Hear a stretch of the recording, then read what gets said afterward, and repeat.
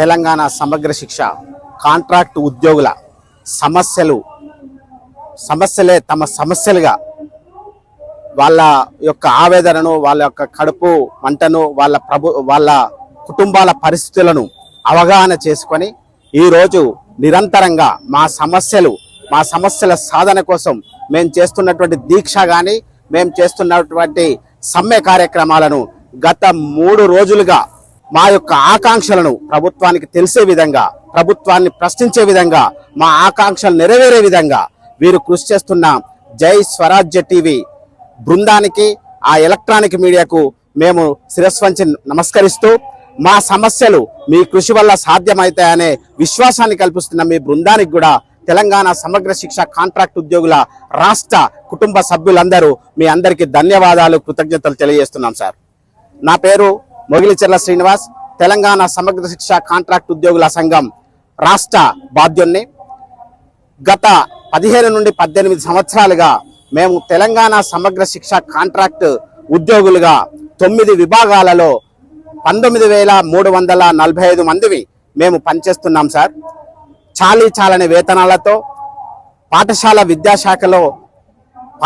విద్యా పటిష్టానికి కృషి చేస్తూ పాఠశాల విద్యాశాఖలో ప్రభుత్వ పాఠశాల విద్యాశాఖలో కడు పేదవారైన విద్యార్థులు కుటుంబాల యొక్క విద్యార్థులే చదువుతున్నారు. వారందరి అభివృద్ధే మా అభివృద్ధిగా ప్రతి క్షణం కృషి చేస్తూ వారిని విద్యాబుద్ధులు నేర్పించి ఎంతో మందిని ఈ రాష్ట్ర ప్రభుత్వానికి సాఫ్ట్వేర్ ఇంజనీర్లుగా మరియు మంచి పొజిషన్లో నిలబెట్టినాం సార్.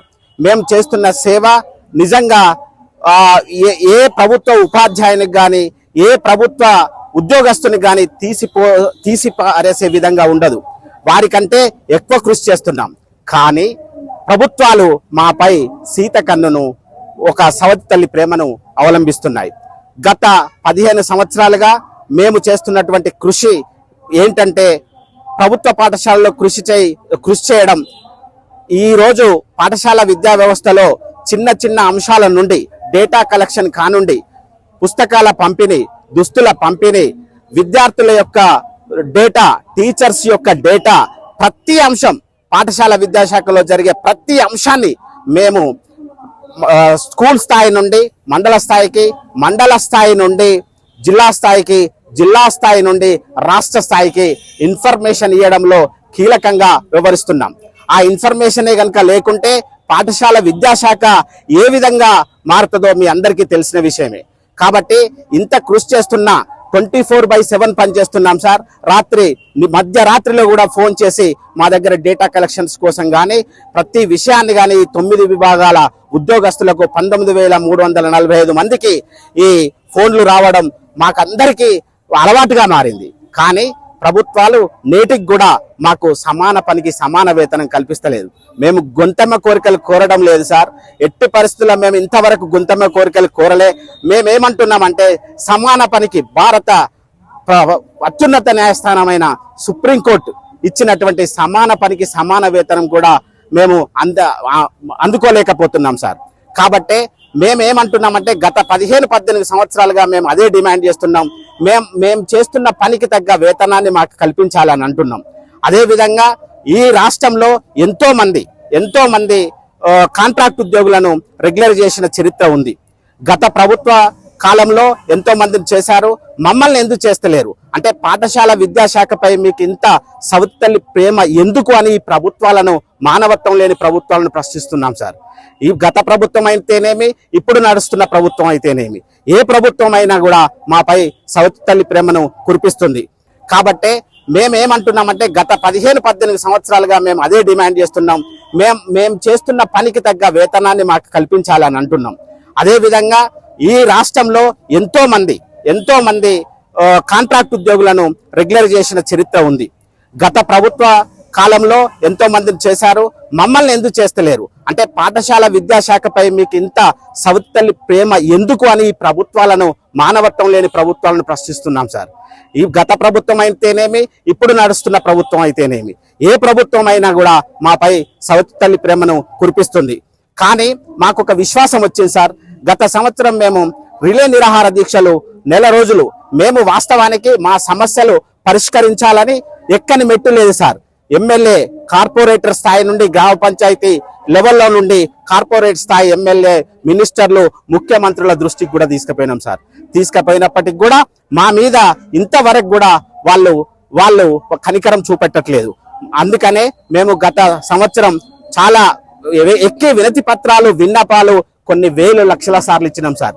అయినా ప్రభుత్వాలకు మా మీద కనికరం లేకపోవడం చేత పోయిన సంవత్సరం 2023లో మేము సెప్టెంబర్ నెలలో మేము రిలే నిరాహార దీక్షలు నెల రోజులకు పైగా చేసినాం సార్.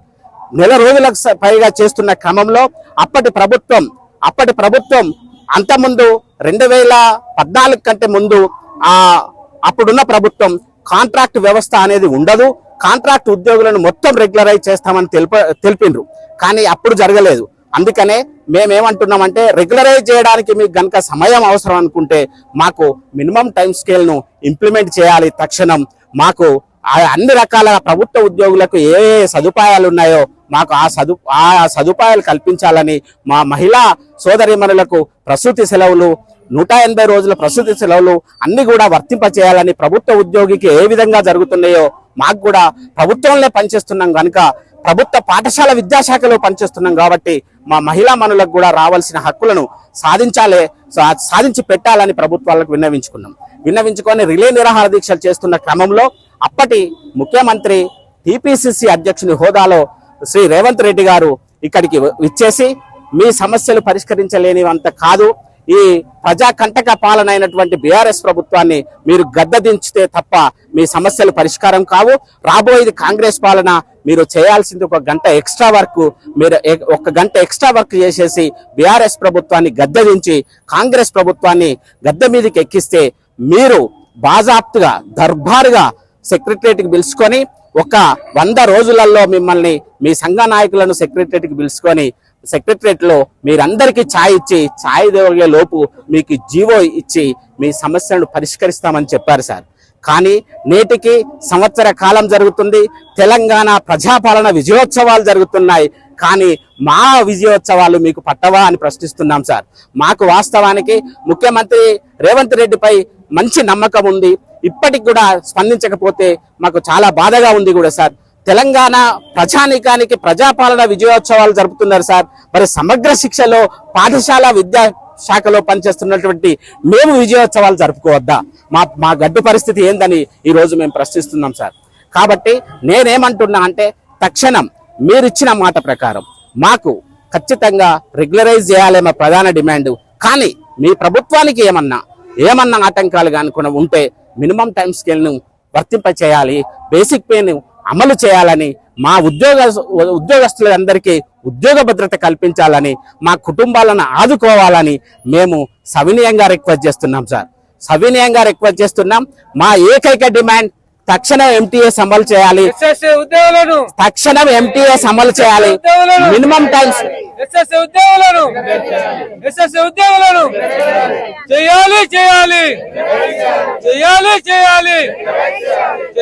చేయాలి.